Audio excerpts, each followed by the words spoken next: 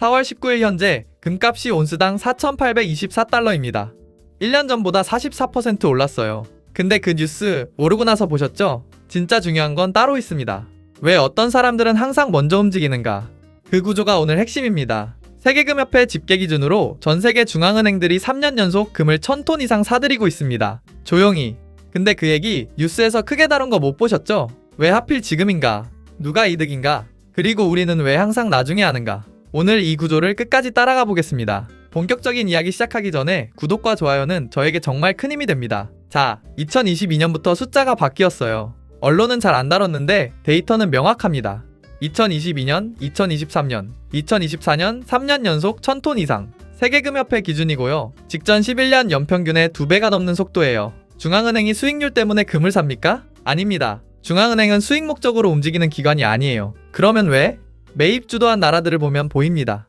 중국, 인도, 폴란드, 터키. 달러 줄이고 싶은 나라들이에요. 우연이라고 보기엔 방향이 너무 일관됩니다. 달러가 흔들릴 수 있다는 걸 먼저 감지한 나라들이 달러 대신 금을 쌓기 시작한 겁니다. 이게 끝이면 다행입니다. 근데 이 구조, 내 월급이랑 연결됩니다. 어떻게요? 지금 지갑에 있는 돈, 이게 왜 가치를 갖는지 생각해 보신 적 있어요? 금이랑 연결돼 있어서요? 아닙니다. 1971년에 끊겼어요. 왜 끊겼냐고요?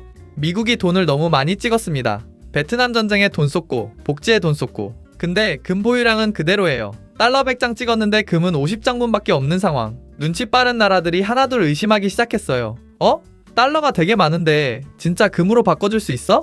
하면서 실제로 달러 들고 와서 금으로 바꿔가기 시작합니다. 프랑스가 특히 적극적이었어요. 미국 금고가 비어가기 시작합니다. 그러자 닉슨 대통령이 1971년 TV에 나와서 말합니다. 금으로 바꿔주는 거 오늘부터 안 합니다. 약속을 못 지키게 되니까 약속 자체를 없애버린 겁니다. 그 이후로 지폐의 가치는 단 하나로 유지됩니다. 국가에 대한 신뢰. 이 나라 안 망하겠지? 이 화폐 가치 유지하겠지라는 믿음이에요. 그게 흔들리는 순간 화폐 가치는 같이 흔들립니다.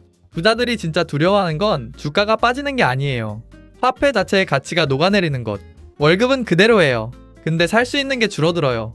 숫자는 그대로인데 실질이 줄어드는 것. 이게 화폐 가치 하락이에요. 지금 내 통장에서도 일어나고 있어요. 미국 연방정부 연간 이자 지급 규모가 1조 달러를 넘었어요. 연방 지출의 약 17%가 이자로 빠집니다. 더 벌어서 갚는 게 아니라 더 찍어서 버티는 구조예요. 가계부로 치면 카드 돌려막기예요. 그 구조가 길어질수록 화폐의 신뢰는 조금씩 깎여요. 그 깎이는 속도가 빨라진다고 판단하는 순간 돈 많은 사람들은 조용히 움직입니다. 그 목적지가 금이에요. 금은 이자가 없습니다. 배당도 없어요. 숫자가 늘지 않아요. 솔직히 그냥 돌덩이입니다. 근데 그 돌덩이를 세상에서 제일 돈 많은 사람들이 줄 서서 사고 있어요. 중앙은행이 3년 연속 1000톤씩 사들입니다. 이게 수익률 계산입니까? 아닙니다. 부자들은 게임을 두 개 해요. 불리는 게임, 지키는 게임. 금은 지키는 패입니다. JP모건이 이번 분기 보고서에서 이렇게 분석했어요. 이 흐름은 단순한 시장 트렌드가 아니라 국제통화 시스템의 구조적 재편을 반영한다고. 구조적 재편, 수익률 얘기가 아닙니다. KB금융연구소 2024 한국 부자 보고서에도 이 흐름이 잡혀요. 한국 고액 자산가들의 금 투자 관심 순위가 2022년 7위에서 2024년 2위로 올라왔습니다. 2년 만에 5계단이에요. 갑자기 금이 좋아진 게 아닙니다. 뭔가 보이기 시작한 거예요. 3가지 이유가 있습니다. 첫째, 금은 찍어낼 수 없습니다. 원화는 한국은행이, 달러는 연준이 발행합니다. 금은 땅에서 캐야 해요. 전 세계 연간 생산량이 제한돼 있습니다. 아무도 늘릴 수 없어요. 연준이 금을 인쇄할 수 있었다면 진작 했겠죠. 둘째, 금은 동결되지 않습니다. 2022년 러시아 중앙은행이 보유한 달러 자산이 제재로 묶였습니다. 수천억 달러가 하루아침에 쓸 수 없게 됐어요. 실물금은 그게 안 됩니다. 그 사건 직후 중앙은행들의 금 매입이 급격히 늘었어요. 우연으로 보기 어렵습니다. 셋째, 금은 수천 년간 가치를 잃은 적이 없습니다. 왕조가 바뀌어도, 전쟁이 나도, 화폐가 휴지가 돼도 금은 금이었습니다. 부자들이 금을 사는 건 투기가 아니에요. 시스템 바깥에 발 하나를 걸쳐두는 겁니다. 이쯤에서 이런 생각 드실 겁니다. 알겠는데 이미 금값 많이 올랐잖아요. 지금 사면 늦은 거 아닌가요? 2025년 사상 최고가를 경신하는 와중에도 중앙은행들은 계속 샀습니다. 세계금협회 기준 2025년 3분기 매입량은 전년 동기 대비 오히려 늘었어요. 비싸도 사는 겁니다. 이유는 하나예요. 싸게 사서 비싸게 파는 게 목적이 아니거든요. 달러 시스템이 흔들릴 경우에 대비하는 것. 그게 전부입니다. 서민은 뉴스가 나온 뒤에 알아요. 부자는 구조가 바뀌기 전에 압니다. 능력의 차이가 아니에요. 보는 곳의 차이입니다.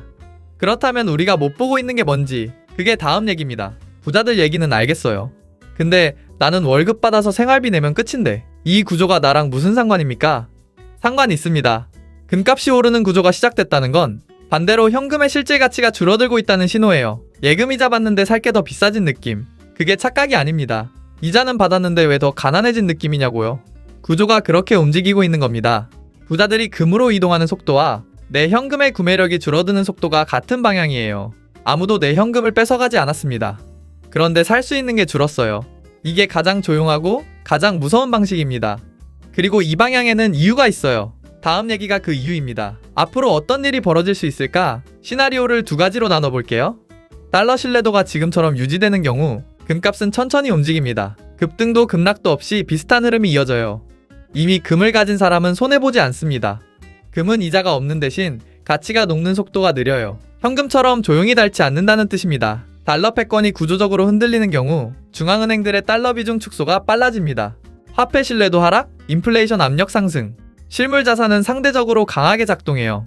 어느 날 통장을 봤는데 돈은 그대로예요. 근데 생활 수준이 내려가 있어요. 뭘 줄인 것도 아닌데.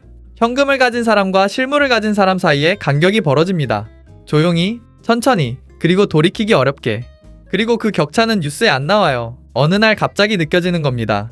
어느 시나리오가 현실이 되든 공통점이 하나 있어요. 부자들은 이미 대비를 끝냈다는 겁니다.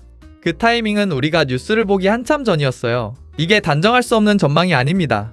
지금도 움직이고 있는 구조 얘기예요. 오늘 얘기를 한 줄로 줄이면 이겁니다. 부자들이 금을 모으는 건 욕심 때문이 아니에요. 화폐라는 게 완전하지 않다는 걸 알기 때문입니다.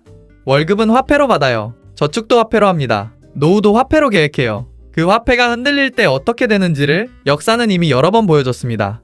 부자들이 조용히 금을 쌓는다면 그건 취미가 아닙니다. 그들이 뭔가 보고 있다는 겁니다. 내가 선택하지 않은 구조가 이미 내 선택을 바꾸고 있습니다. 이상 돈의 속마음이었습니다. 고맙습니다.